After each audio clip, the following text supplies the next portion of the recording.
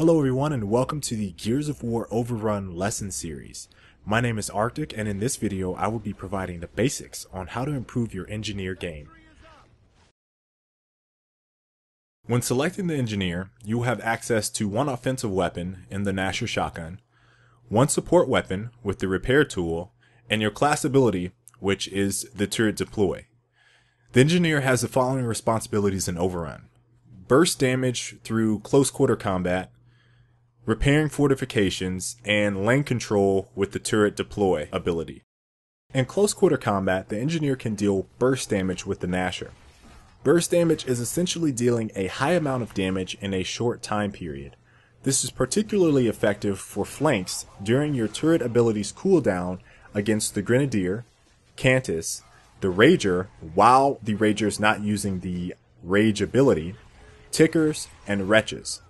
Now, Tickers and Wretches are not ideal to engage in close quarter combat because of the rate of fire on the Gnasher versus their movement speed. It's very easy to get juked out by a Ticker or a Wretch.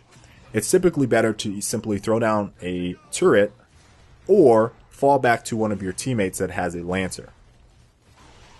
You also want to consider in OverRun that Locust health is not the same as traditional multiplayer. So if you're trying to fight a head-up one-on-one battle with, say, a Grenadier, you have to choose your battles wisely.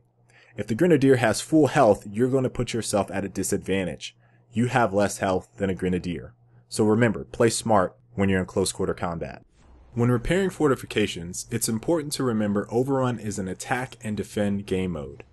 As the cog, the objective is to completely negate or delay enemy locusts from progressing to each objective. The engineer can keep enemy locusts at bay by repairing both barbed wire fences and laser barricades by using the repair tool. The Troika turret can also be repaired, however, it is typically a secondary priority and can, at times, lead you away from key combat locations. While repairing certain fortifications, try to remain in cover or standing atop a medic's stim gas grenade. Both tactics allow you to minimize the damage you receive while keeping the enemy focused on the barricade. The engineer's bread and butter lies in the deployable turret ability. The turret is a lethal, high damage per second weapon that deploys in roughly 1.5 seconds, has a 10-second in-use functionality with a 20-second cooldown after it's completed firing. It's excellent at quickly clearing Tickers and Wretches and Grenadiers, the Kantus, and Ragers while they're not behind cover. It is also an incredible weapon against the Serapede because it does not require you to get behind the Serapede and shoot at the green butt. It also has a hidden ability to shoot grenades out of the air. When playing the engineer, you'll want to place turrets in areas that provide a height or visibility advantage. You have to be very wary of placing it before you see enemy locusts or if players are behind cover. They are incredibly ineffective while they're not firing, and you are actually losing time as it is not firing. So that 10 seconds of use you want to maximize while you have it out. So I highly recommend placing it when you see enemies.